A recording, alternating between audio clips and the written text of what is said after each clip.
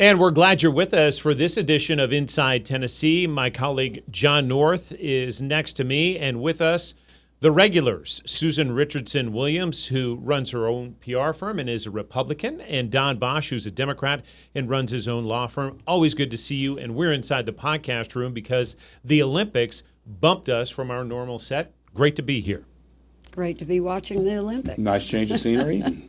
We even enjoy looking at you guys once in a while. Well, thank you, Don, and thank you, Susan. John, I want to start with you to sort of set the scene in Knox County because there was a deadline this week for people who want to run for office, and it struck me with your notes on this that it's not who is running, it's who isn't running. Yeah, pretty much. It's too late now to pick up a petition, sorry, but we've had so many people.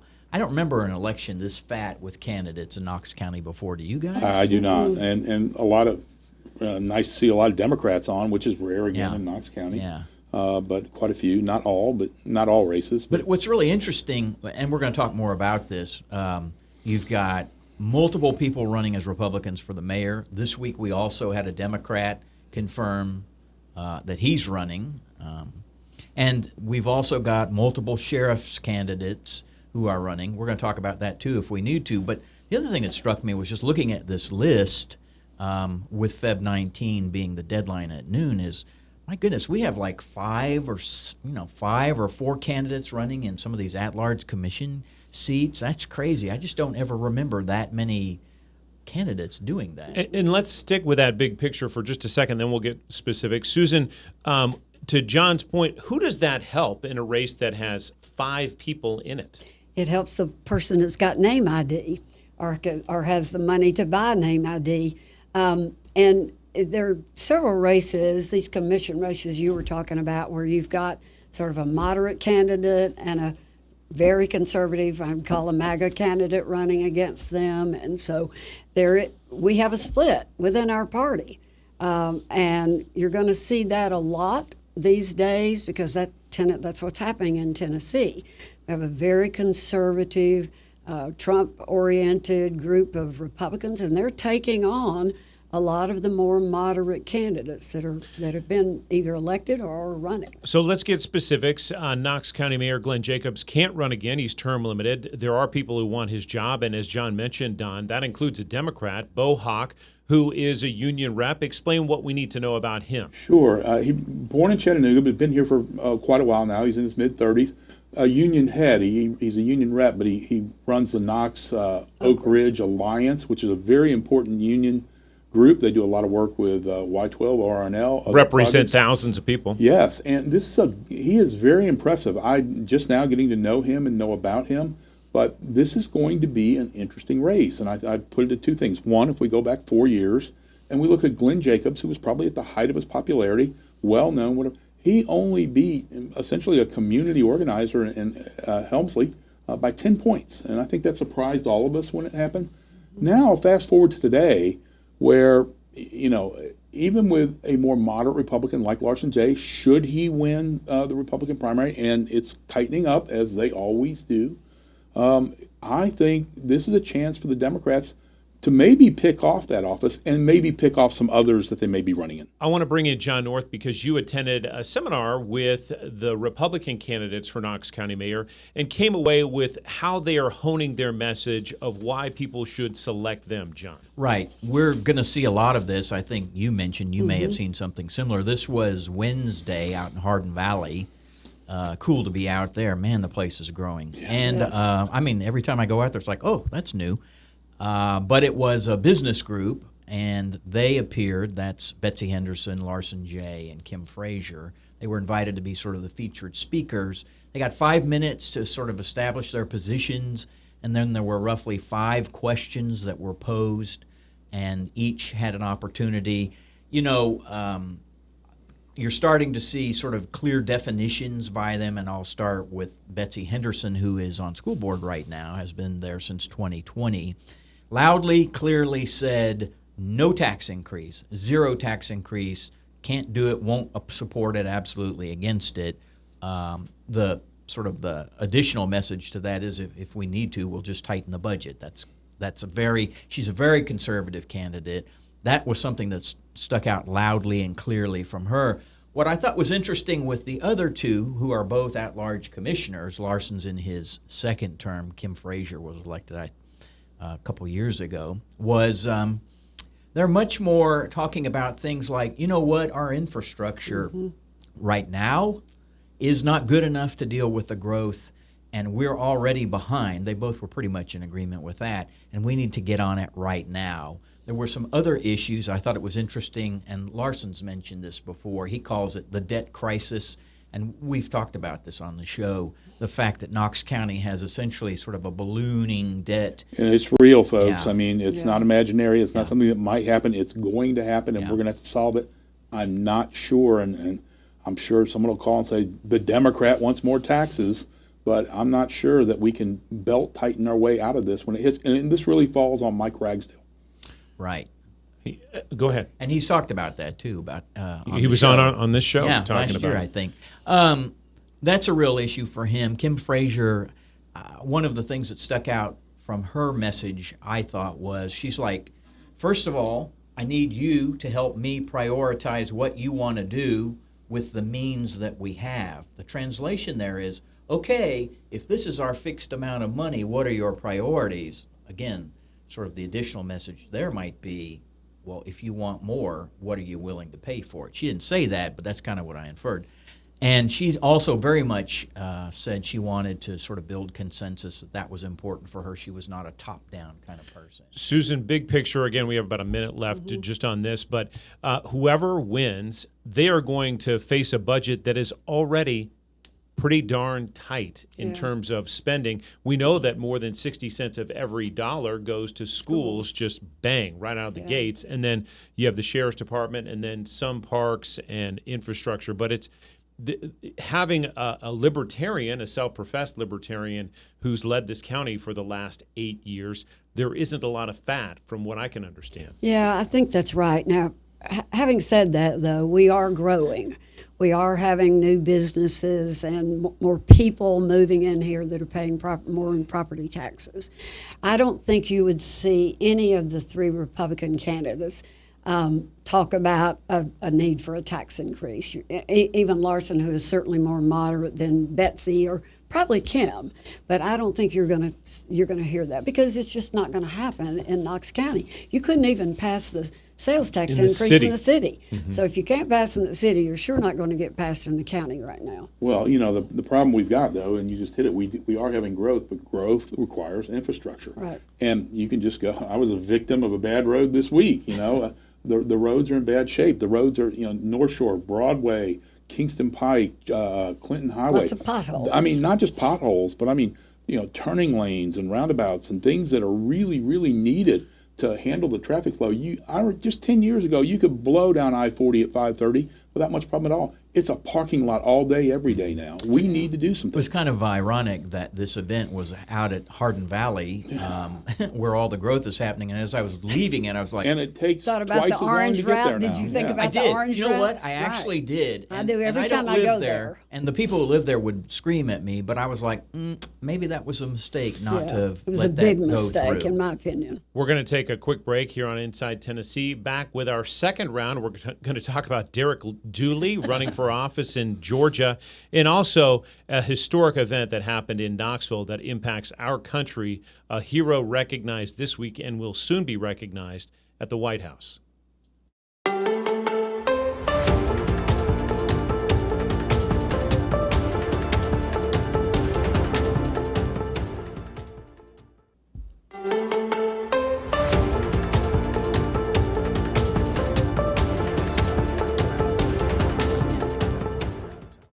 Back with our Inside Tennessee panelists, this second part of our discussion this morning and this afternoon and this evening. I keep saying this morning because We are it's ubiquitous. Old We are habits. 24/7 around this joint. Exactly, Juan. All right, let's move quickly to a couple of other standouts when it comes to who's running for office in Knox County. One of those is a familiar face to Knox County, and Susan. Yes, he is. This past week, we heard that John Duncan III, who was a trustee and got into some trouble, is throwing his hat in the ring for county clerk. And we already have 3 Republicans in that race already that are declared, and there's a Democrat running as well. But Richie Beeler and Rodney Lane and John Whitehead, who has been property assessor in the past. So Allie Feinberg at the Sentinel did an interview with John this past week, and I thought it'd be interesting to read some quotes. He says, "I do believe I was only charged because of backroom politics and personal vendettas against my family. It was politics at its worst. I've paid for that mistake in many ways. Over my life, I've had ups and downs, learned a lot about grace, forgiveness, and a God of second chances." So I guess we'll find out if, in fact, the people of Knox County are willing to give John a second chance. Well, I know a lot about that case because I was involved with someone that was a target also in that case. I can tell you that case was brought by Randy Nichols' office. Randy Nichols, while albeit a Democrat, was a very moderate Democrat, did not play hard politics. There was nothing political about this prosecution. There was just some wide open criminal problems. John Duncan III was convicted. I believe he was placed on judicial diversion, and his record has been expunged. He is certainly eligible to run, and he's done a good job trying to rebuild his career. But make no mistake, there were things happening in that office that in fact were criminal, and there were findings it was criminal, and there were a lot of people that ended up pleading guilty in that matter. I need to mention that Mike Danila was the reporter who broke all of that, working at the News Sentinel then. That's because right. I'm very proud to have to say I brought him to Knoxville and was delighted at his coverage, and it wasn't political. Mike was doing a great job The reporting Wookiee on did that. a good job. And then he ended up coming here. Yeah, Well, we used to call him Mike Danila the job killer. That's right. Danilo I the think job it's killer. this is one of those issues and chances though that I just talked about earlier about name ID. People aren't always terribly educated when they go to vote. I hope they will look into it and see who the candidates are. But John Duncan's name is going to be on that ballot. And a lot of people remember his dad, John Duncan, and his grandfather, John Duncan, and have very fond memories of their service.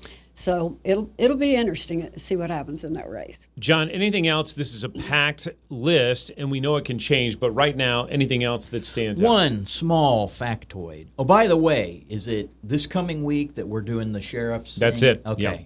Fabulous show. Be sure and watch that. Coming up. Some of you may remember this. I had to go back because I was like, I cannot remember the last time a Democrat ran for sheriff in this county. And it was not 2018, not 2014, not 2012, not 2008. It was 2006. It was a long time 20 ago. years ago. Randy Tyree. Yeah, we were talking before the show, and I remember Jim Andrews running, but we couldn't place him before or after Tyree, but I think he must have been before. We did have a long-time elected sheriff here, Joe Fowler, fine sheriff, became the United States Marshal for the Eastern District of Tennessee, and his son followed in his footsteps and did that very job later. He was the last Democrat to be elected. Last credible election, I think, might have been Rudy Bradley, Deputy Chief of Police under Phil Keith, taking on Tim Hutchinson. That was a very close, contested, hotly fought race. Let's move to the state of Georgia. Why do we care? Well, because a former University of Tennessee coach is running to be the senator there. But we learned some revelations about how often he went to the ballot box himself as a voter this week. Susan? Well, not many. In fact, not any, if I recall. Had he voted? John, you checked out his voting record in Tennessee when he lived in Knoxville. Yeah, I was curious. AP had a story, I think, last week that said he hadn't voted in the 2020 presidential race. Or 16. Or 16. So I called Chris Davis, and I thought, can you tell me what his voting record was in Knox County in that brief period of time when he was here wearing his orange pants? He did vote in the November 2012 So not in a presidential primary. election. As you know, in But Tennessee. not in a primary, that's right. As you know, in Tennessee now, the new law, the new Republican edict is that you had to have voted in 3 of the last 4 Republican primaries. So he wouldn't have been a would bona not fide qualify in Republican. Tennessee. He would not be a bona fide Republican in Tennessee. That rule, whether it's Democrats, Republicans, I can see if you've got a history of voting in one party and all of a sudden you run in another party.